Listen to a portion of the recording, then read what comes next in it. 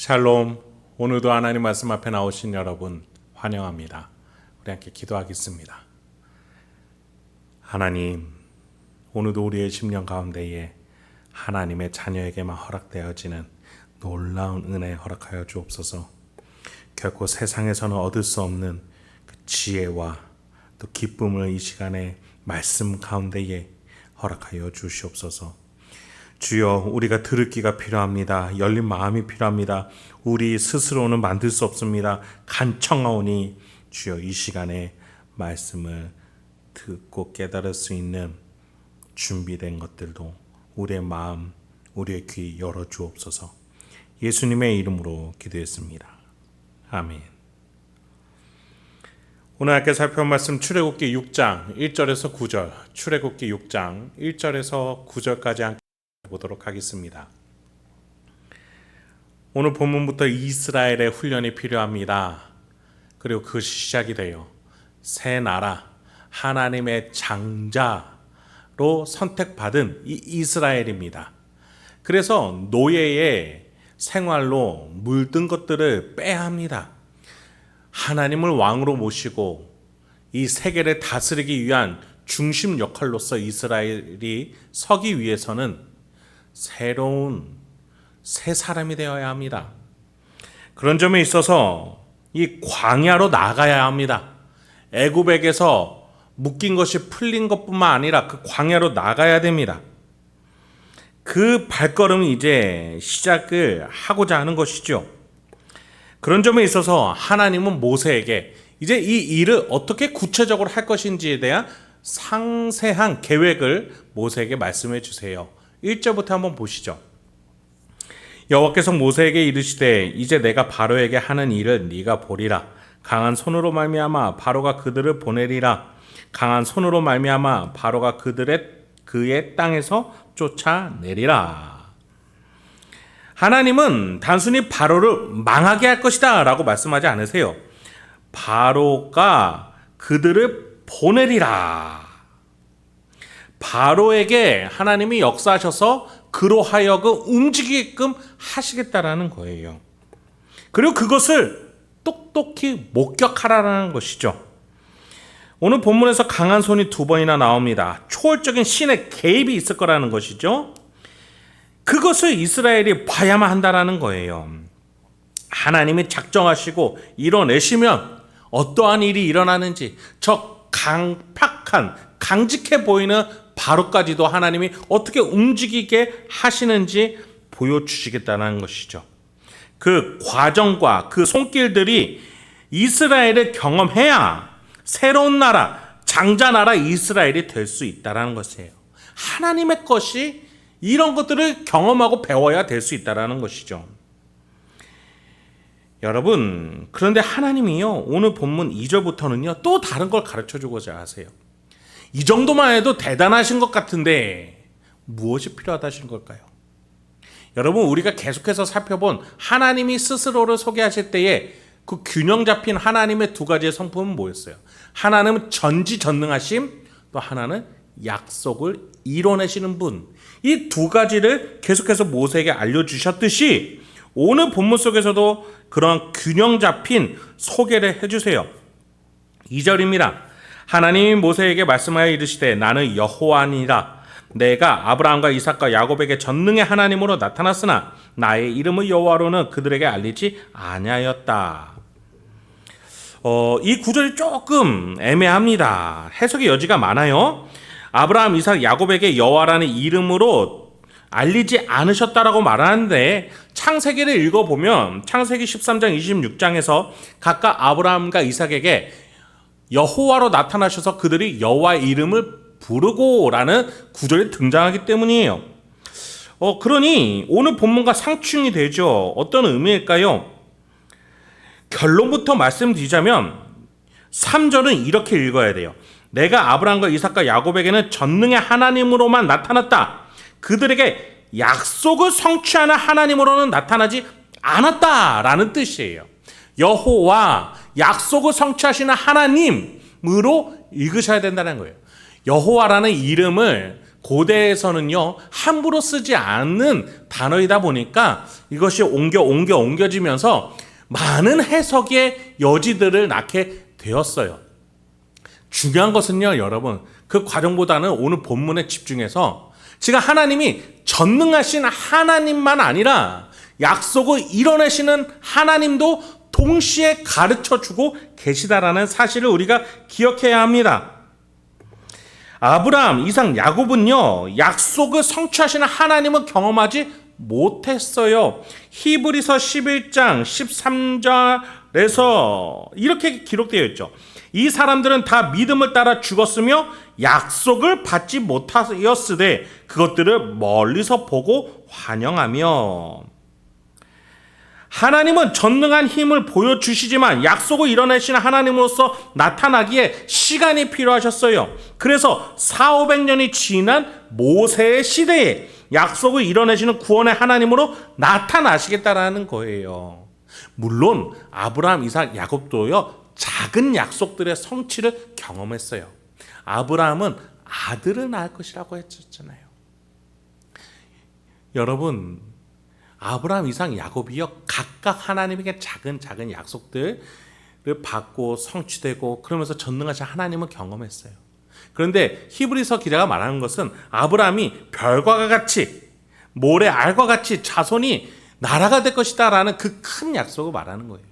우리에게도요, 정말 큰 약속이 아직 이루어지지는 않았어요. 예수님이 다시 오셔서 새 나라, 새 예루살렘, 새 하늘, 새 땅이 이루어질 것이라는 그 큰 약속은 아직 이루어지지 않았잖아요. 그렇다면 우리는 우리 안에서 이루어지는 작은 약속들, 이보다는 작은 약속들을 경험하면서 저 큰 약속을 향해서 계속 앞으로 나아가는 거예요. 4절부터 7절, 하나님은 전능하시면서 동시에 약속을 기억하시는 하나님으로 소개하세요. 왜요? 약속을 지키시려고 하신다라는 거예요. 가나안 땅 곧 그들이 거류하는 땅을 그들에게 주기로 그들과 언약하셨더니 이제 애굽 사람이 종으로 삼은 이스라엘 자손의 신음소리를 내가 듣고 나의 언약을 기억하노라.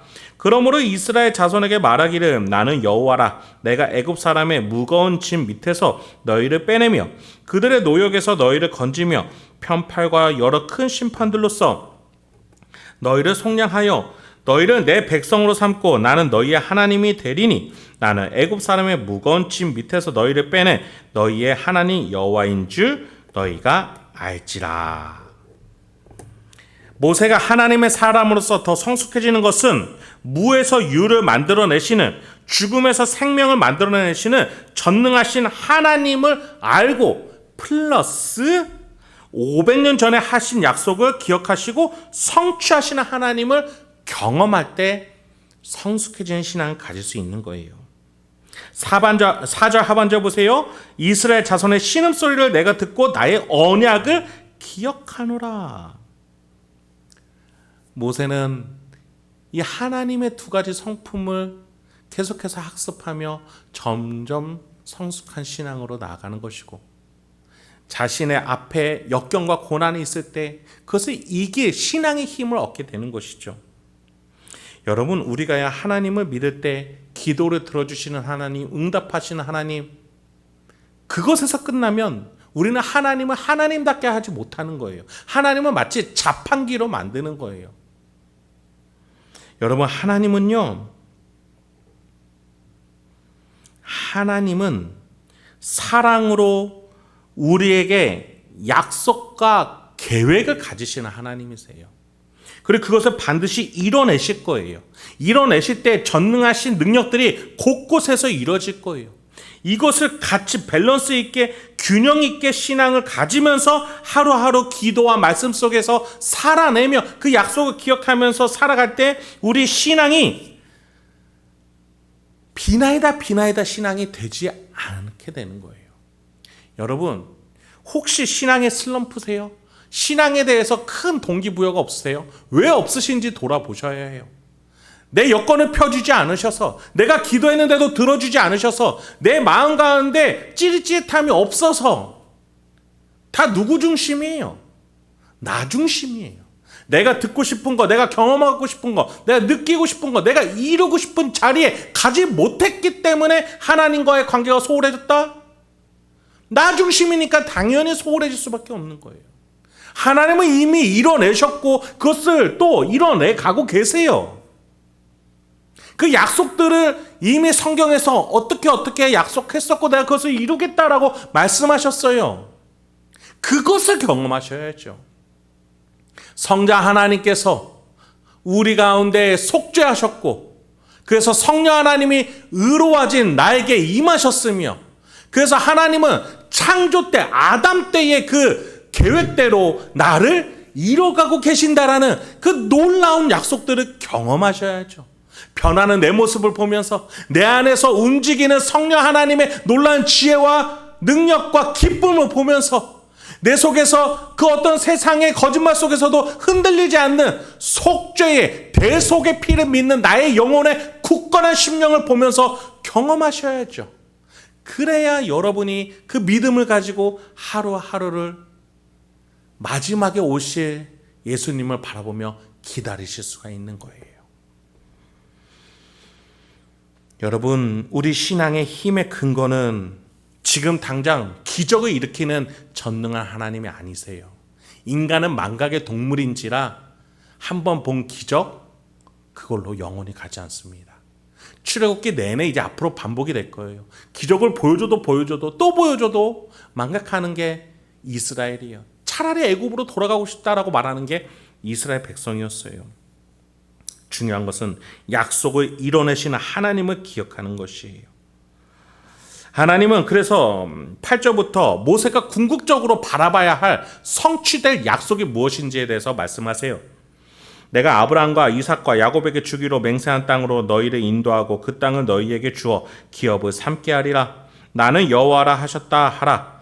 모세가 이와 같이 이스라엘 자손에게 전하나 그들이 마음의 상함과 가혹한 노역으로 말미암아 모세의 말을 듣지 아니하였더라. 하나님은 500년 전에 아브라함, 이삭, 야곱에게 주기로 한 그 땅을 바라보라고 얘기하세요. 그 가나안 땅이 이스라엘의 나라의 땅이 될 것이다. 그곳에서 기업을 삼고 이스라엘의 장자 나라가 될 것이다. 나라를 세우는 자로서 국부로서 모세야 내가 너를 사용하겠다 라고 얘기하시는 거예요. 그런데 9절 보세요. 하나님의 전능하심을 경험한 이스라엘 자손이에요. 모세가 지팡이가 뱀으로 변하고 물을 부었더니 피로 변하며 손을 품었더니 나병이 들었다가 또 치유되는 것을 아무리 보여줘도 전능하신 것을 보여줘도 이스라엘 백성들은 무엇을 모르기 때문에 9절처럼 모세의 말을 듣지 않았을까요? 9절 중반절에 보세요. 그들이 마음의 상함과 가혹한 노역, 내가 받은 상처, 내 앞에 있는 변하지 않는 현실, 그것이 더 큰 거예요. 무엇보다 약속하신 하나님보다 그 내 눈앞에 있는 현실이 더 큰 거예요. 하나님이 그 현실을 뛰어넘을 수 있는 분이라고 믿음이 없는 거예요.